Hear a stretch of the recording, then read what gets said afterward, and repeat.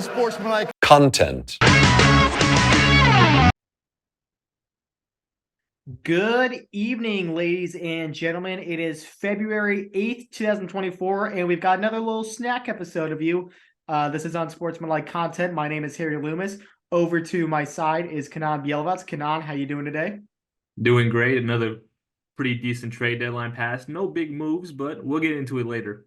Yes, obviously you can see the background behind me. We are here to discuss the trade deadline, and there were a lot of trades that went down, but last year we saw the likes of Kevin Durant getting traded to the Phoenix Suns. This year was a little bit more of a quantity over quality type of deadline, but obviously some pretty significant moves went down. Kenan, overall, we were seeing all of Woj and Shams' tweets throughout the afternoon, early morning.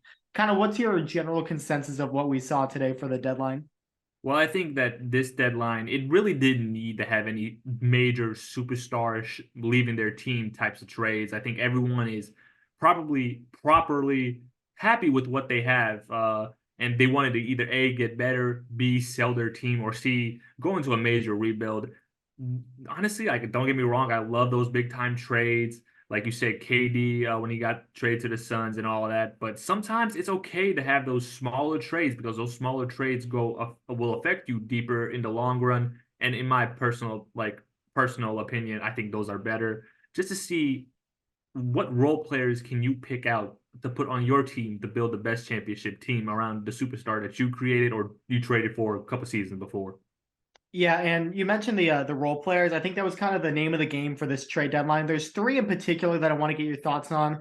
The three that I thought were the biggest, could prove to be the most impactful trades today at the deadline were Bojan Bogdanovic going to the New York Knicks. I love what the Knicks are doing, and I think that's a great get, especially now that OG Anunoby just had surgery to clean up. I think it was some bone fragments. He's only going to be out a couple of weeks, but I think getting a guy like Bojan is a huge gift for them. The guy can still give you 20 points a game.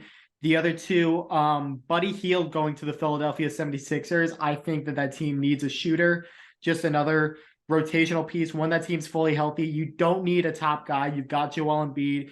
You've got Tyrese Maxey. Can they do in the playoffs? Obviously, there's been questions in the past, but you got to get there, and you got to have a strong foundation around them as well. And Buddy Hield, we saw when he was at Oklahoma, that guy can catch fire at any given moment. And I think that's a really, really good addition to a 76ers team that could be in a state of limbo right now with Embiid. Obviously, Hield isn't going to make up for what Embiid was giving you, 35 points a game. That goes without saying. Nobody's giving you what Embiid was giving you right then, but that's a really solid get as well. And the third one, I think one of the more intriguing potential acquisitions is Gordon Hayward going to the Oklahoma City Thunder. That is such a young team. They've got an unbelievable amount of potential draft picks coming up, and they might be the youngest team in the NBA. I don't know that off the top of my head, but they've got to be up there.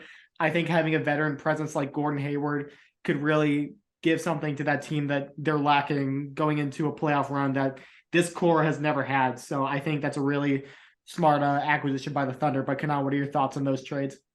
Well, I'm just going to break it down trade by trade the way that you announced it. Trade number one that I woke up to this morning, thanks because of your text. 76ers get Buddy Hield. The Pacers get Furkan Korkmaz, 3 future picks, and Marcus Morris. However, I really want to stress this. They sent Marcus Morris to the Spurs. They got Doug McDermott plus a second-round pick. I really like that what the Pacers did. You're building around Tyrese Halliburton, Miles Turner, Pascal Siakam, and you got McDermott could shoot, defend a little bit, rebound. Perfect, wide open in the corner or top of the key guy.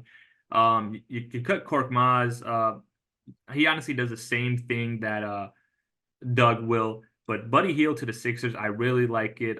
People are saying, oh, he's having a down year. Well, you're going to have a down year when Tyrese Halliburton explodes for 22 and 12 every night, when Miles Turner gets his 18. He's also shooting 4 times less. I think it is 4.9 makes out of 9.9 field goals. Last season was 6 out of 13.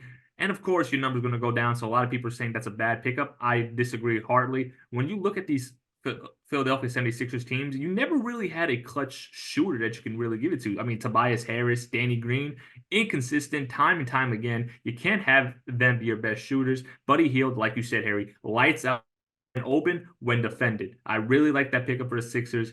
The question is, does Embiid stay healthy? I don't know when he's going to come back, but this team, you have Embiid, Maxey, Oubre, Tobias Harris, Bamba, Batum, Martin, and now you got Hield. You can make some noise in the playoffs. The second trade, excuse me, the Knicks getting Bojan Bogdanovic and Alec Burks. I love this for him. They're going all in. They're becoming strong contenders in the East.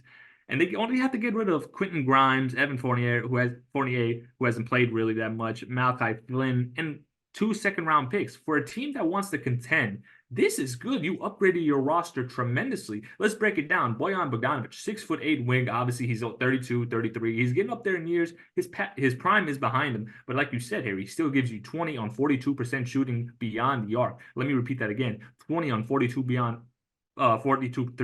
beyond the arc.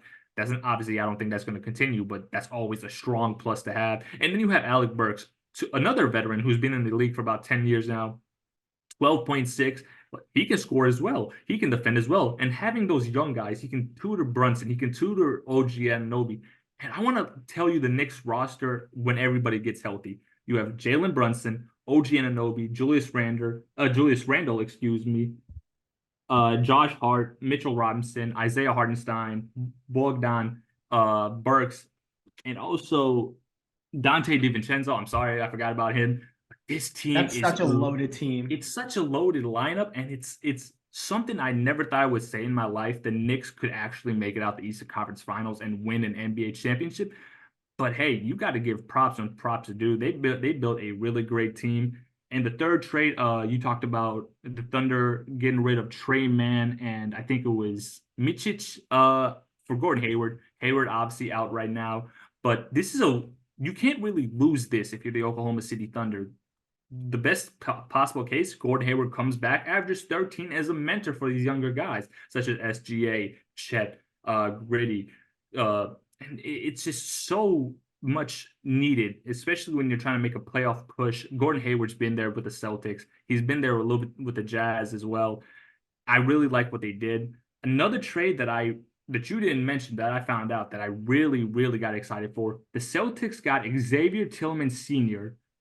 for Lamar Stevens and 2 second-round picks. I love this for Boston. Look, Tillman, you will get what he gives you. Solid blue-collar guy, knows how to rebound, defend. He knows how to score when plays aren't meant for him, like drawn up for him. And that's what a rare key ability is nowadays. Everybody wants to have the ball in their hands, like, oh, I'm going to score this, I'm going to score that. He doesn't buy into that. Well, he buys into scoring, don't get me wrong, but he doesn't buy into the selfish-minded approach. Setting bone-crushing screens, rolling at the right time, and always active on the fast break. I love that pickup for the Celtics. Just, wow, what a trade deadline we had. Yeah, really. There's a lot of really strong depth pieces that could take some really good teams and make them even better. I think the most improved deadline, even if you look a little bit further into the past, has to be the New York Knicks. I mean, 100%. We're talking about the Bojan Bogdanovic trade. That's a great trade for them now, but when you add OG Anunoby for RJ Barrett when he's healthy, that's such a great addition. And when you think about the Bogdanovic trade, I think there's a really good argument now that the Knicks are maybe the second most likely team to make it out of the East. I think the Celtics are obviously still number one. They made that one trade that you mentioned, but they really didn't have to do a whole lot. But right now, looking at it, the Heat aren't quite there where they were last year, but you never know. The Bucks are in free fall right now. They have not looked good since they hired Doc Rivers. You know that as well as anybody. And the 76ers, obviously, with Joel Embiid going down, yes, they made some good moves. Buddy Hield is a good get. But how long is Embiid going to be out for? And is that going to affect him come playoff time? We know OG is going to be back. I think the prognosis is about 3 weeks. That's a pretty regular surgery compared to what Embiid is going through right now. I really think that if the Knicks are going to make that jump, this is the chance. And if they get over that hump, they get to the third round, who knows what could happen. We saw an 8 seed make the NBA finals last year. Once you get to the dance, and after that, it's a total crapshoot. I think, in my opinion, the Knicks are the most improved team now that the deadline has passed. Who would your vote be? Honestly, it has to be the Knicks. Jalen Brunson finally has more key pieces around him. I've always been a fan of Jalen Brunson, excuse me, whether it was in college, when he was with the Mavericks, or when he was with the Knicks. I remember watching him slice up Cleveland last year. And if he would have had an actual decent rotation around them, they probably could have beat the Heat. And I'm fully believing this now. Randall was Randall. They gave him one more year. And for RJ Barrett, they kind of knew like, okay, we got to get him out of it. Like he doesn't fit in the third wing spot. And just looking at this team, I'm kind of scared. You mentioned the Celtics. They also got Jaden Springer. I think it was from the Trailblazers. Look, 6'4" guard, super athletic, young, raw potential. His calling card, defense, and like I really like what the Celtics did. They focused on defense instead of offense because you have your starting five. You have Horford, Porzingis, Tatum, Brown, Derek White, the best starting five in the NBA. Now you have key pieces off the bench. You have Tillman, you have Springer, you have Peyton Pritchard. I feel like I'm missing somebody else that I'm kicking myself over. But Knicks by far won this trade deadline. They're going to be contenders. And on the opposite end, two teams that I think pretty much made zero trades, the Chicago Bulls and the Los Angeles Lakers. Yep. Both of them, I think, are losers in the deadline. Obviously, not making a move speaks for itself, but I think it's two teams going in completely different ways. The Bulls, everyone's saying they're just not willing to admit that they're ready for a rebuild. This team's ceiling right now is the 7th seed and making the play-in tournament. Right now, they're the 9. They're 3.5 games back in the Pacers for making it into the playoffs. Right now, they face the Hawks. I think I take the Hawks in a 1 game, and I definitely don't take them over the Heat or the Magic in the play-in tournament. I feel like this is just the worst place to be for an NBA team where the play-in tournament is your ceiling, and there's really nothing on this team. Zach LaVine, they keep talking about, is he going to stick around? There's been rumors about him going for years now, it feels like. I just don't feel like there's a lot that this team has going for them to continue justifying not just restarting and kind of selling off some big pieces.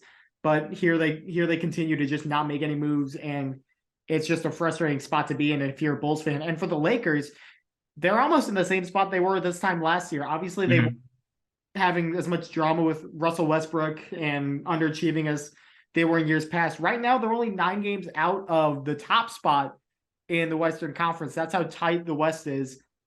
But what about this team right now? Anthony Davis is having one of the best seasons of his career. LeBron's still killing it at 39 now. And they're ninth in the conference. They're 3.5 games out of the 6th seed to be into the playoffs. And you've got a loaded play-in tournament right now. You got the Kings at the 7, you got the Mavs at the 8, you got the Jazz at the 10. Who knows what the Jazz could do? The people thought the Jazz were going to be 14th in the conference the next 2 years after they traded Donovan Mitchell, and here they are still competitive. So I don't know.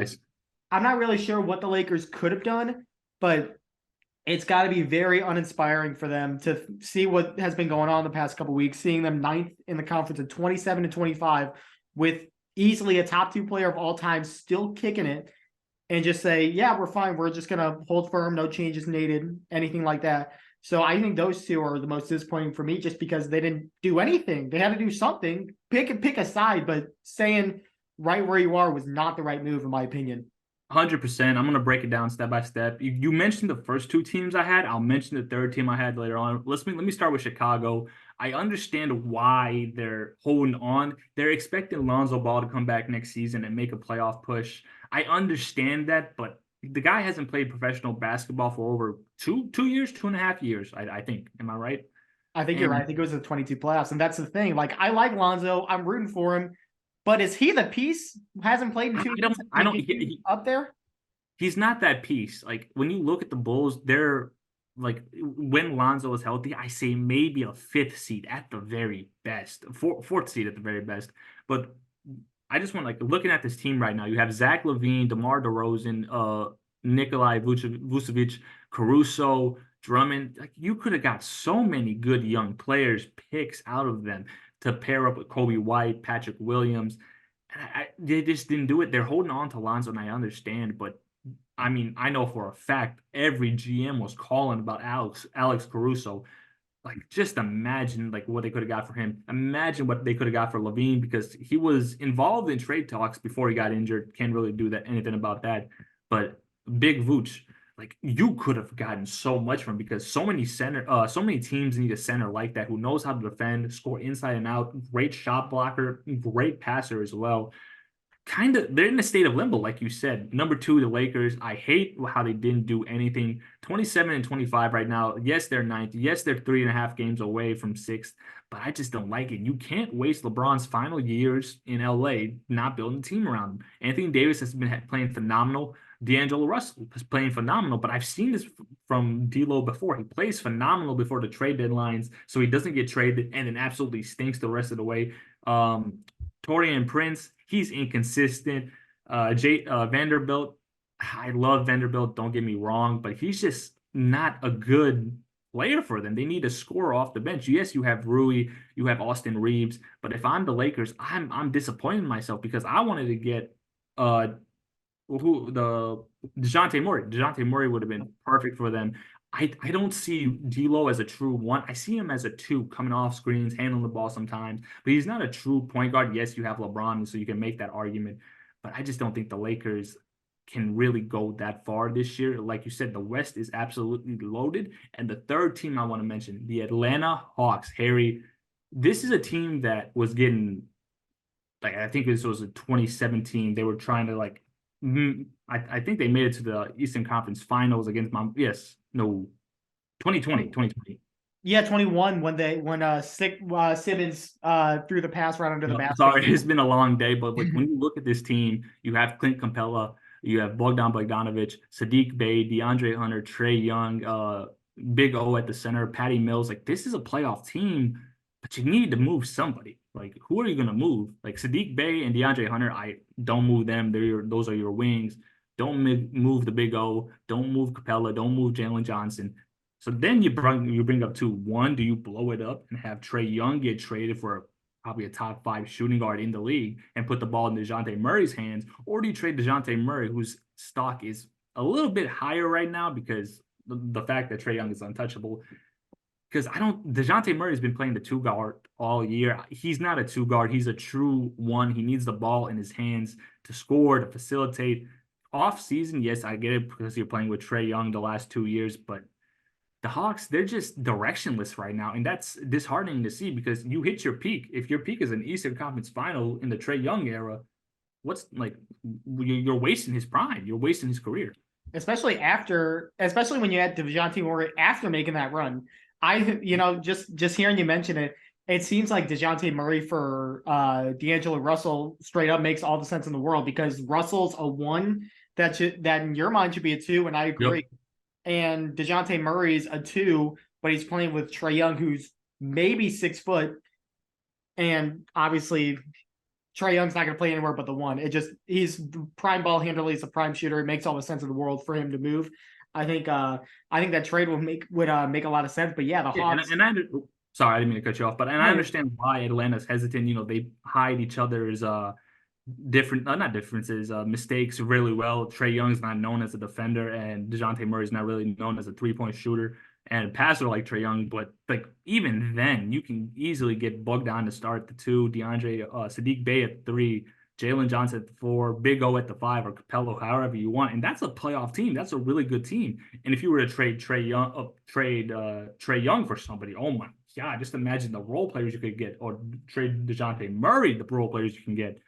It's a scary time in Atlanta, Chicago right now, and I just don't know what they do. LA, I mean, LeBron's gonna will his way into a playoff series. I'm not worried about him at all, but I am worried for Atlanta. I am worried for Chicago, and I'm worried for. I know we didn't mention them, but the Wizards. They got rid of Daniel Gafford, their center. They traded him to the Mavs. This team is going to be bad. I'm not going to mention the Wizards too long, but you basically get nothing. You get Grant Williams, who's out with an injury, and it's bad. It is so bad. Yeah, there's really not a lot to look forward to if you're a Wizards fan right now. But going back to the Bulls and the Hawks, I mean, they're just in the absolute worst place you can be in an NBA team right now. They're 9-10 in the Eastern Conference, which I think objectively is the weaker of the 2 conferences. Excuse me. And just look at who's ahead of them. You got Boston, Cleveland, Milwaukee, Knicks, Sixers, Heat at the 7. Fine. Okay, that's fine. Pacers, you didn't expect Tyrese Halliburton to make the jump that he's made this year, that team to play as well as they did. Fine. But teams like the Magic, the Magic aren't quite there yet. They got a great young potential core, but they're not quite there yet. And they're ahead of you as the 8 seed. The fact that the Hawks were in the conference finals 3 years ago, added DeJounte Murray, and are now the 10 seed. There's 9 teams in the Eastern Conference better than them. And the Bulls had 1 year where they really showed promise, and that was it. That was everything they had. Obviously, injuries. You can't control what was going to happen with Lonzo and with Zach LaVine and all that stuff. I get that. But if you have pieces right now, this isn't the time for you. You've shown that this isn't the time for you. Why not just sell pieces and move on? Is it really in your best interest to beat one or the other in the play-in tournament and maybe get in as an 8 seed, just get waxed by Boston? I don't see how that's in any team's best interest in that spot right now. But we gotta move on. I said earlier that I still think the Celtics are the top team in the Eastern Conference. As of right now, looking at what all happened with the deadline, who do you think are still the finals favorites if we're making a pick right now? Well, this is biasness in me, but I gotta go with the Milwaukee Bucks. We trade away Cam Payne and a second-round pick for Patrick Beverley. I really like that, but I'm kind of scared that Doc Rivers is going to put Pat Bev at the 1, Damian Lillard at the 2. He's done this before. We've seen how this played out. But I just, for some reason, like a little piece of my soul is telling me, like, hey, this is Milwaukee. This is Giannis. This is Middleton. This is Lopez. They can fix the mistakes that Patrick Beverley is going to make at the 1 and the mistakes that Doc Rivers is going to make at the 1. So I got to go with the Bucks coming out the East. And in the West, I'm looking at this right now. This is anybody's ball game. The Suns, they went in big as well this trade deadline. They got Royce O'Neal, a 3-and-D guy, extremely fast hands, feet, passes tremendous as well. And Kevin Durant really liked playing with him in Brooklyn, before he got traded. Those two were just feeding off each other. This is hard. This is honestly hard. I don't think it's going to be the Timberwolves. I'm going to say that the Phoenix Suns are going to make it out. Just looking at the current standings right now, I think Minnesota and Oklahoma, they're going to fall a little short. Yes, they're having spectacular seasons, but they're not built for a long run. Yes, you have Denver at 3, you have the Clippers at 4, but I'm still not sold on the metaphor of these guys, Harden, Paul George, Kawhi, and Russ. I'm not sold on that. Come playoff time, something will go wrong, and it will go wrong horribly. And I think the Suns just edge everybody else out, and I think they'll get by the Nuggets in 7, and then we'll just have a Bucks-Suns rematch. And yeah, I got Bucks in 7. Yeah, I stand by what I said. I think the Celtics are the team to beat right now in the East. Just looking at the rest of the team, obviously the Celtics have their flaws. Come playoff time, they've been right at the top and can't cross over the hill. We've seen it time and time again in the Brown and Tatum era. Just looking down the lineup, the Cavs, I was really turned off on what I saw from them last year in the first round when you're hearing players saying the lights were too bright for me and everything like that. That just doesn't instill a lot of confidence. I get your 34-16. I get the 2 seed in the East right now, but that just doesn't inspire a lot of confidence. We talked about the Bucks. We talked about the Knicks. I'm still high on the Knicks. The Sixers, I don't think the Pacers are quite there yet. And I think if they line up with the Bucks in the first round, that could be a tough time for them. Looking at the West, I agree with you. I just have doubts about the Clippers. I think Kawhi is one of the most brilliant playoff performers in the 21st century. I think not even like he won Finals MVP in 2014, and I hardly even think about that one because 2017 he was brilliant. 2019 he was not from this world. Perfection. As good as you can ask for in a basketball player. But Paul George, I think, has an unfair playoff resume. I think he's better than his reputation suggests in the playoffs. He had some really good runs with the Pacers. He had some good performances with the Thunder as well. I think he's a better playoff performer than people show, but I still have some questions about him. And then Russell Westbrook and James Harden, we said it time and time again. Harden might be the biggest choker in NBA playoff history. Russ is up there as well. And I just think there's enough of a reputation there that it's hard for me to make a pick. As of this moment, I still think someone's going to have to beat the Denver Nuggets for me to believe that it's not going to be Denver making it back to the West. I think that they have all the pieces there. I think Jokic is still the best player in the league. He's probably going to win his third MVP this year. I love what I'm seeing from the Thunder and the Timberwolves. I just don't think they're there yet. I think come playoff time, the Nuggets and other teams like the Suns are going to expose them. I still, as of right now, I'm thinking it's going to be a Nuggets Celtics final, which would be a fantastic series. That would be beautiful basketball. That would be. I think that's really all we got. Pretty good wrap up today. Kenan, any matchups or anything this weekend that you're looking forward to? I mean, I was watching the Denver Nuggets game and Lakers right now, but let me pull it up real quick. Sorry about that.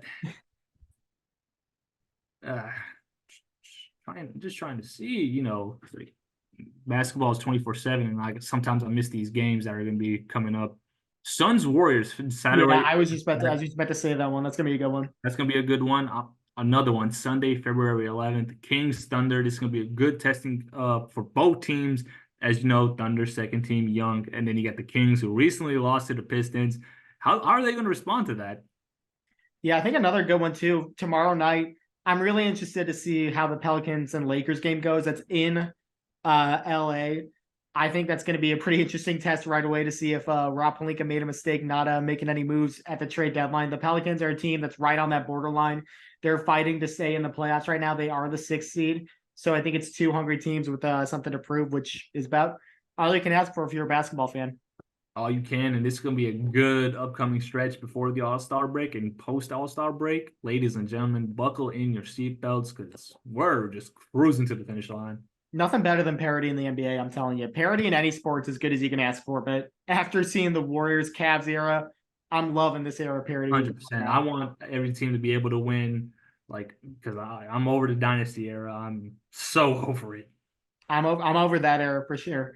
Well, Kenan, good stuff as always. We should fans should be staying tuned for either Saturday night, Sunday morning. I think we are planning a Super Bowl preview show. We'll probably get our boy Thomas Fornes on the call to go along with that. We gotta throw out some prop bets, don't you think? I mean, it's a Super Bowl, for God's sake. 100%. I mean, God knows that if we didn't throw out any bets, Thomas would be one angry guy. Yeah, he'd be questioning our devotion to the podcast and if we're really covering all our bases. So we'll make sure we get that one covered. So on behalf of both of us here at Unsportsmanlike Content, this has been our 2024 NBA trade deadline recap, and we'll see you guys on the next video. So have a good night, you guys. Unsportsmanlike content.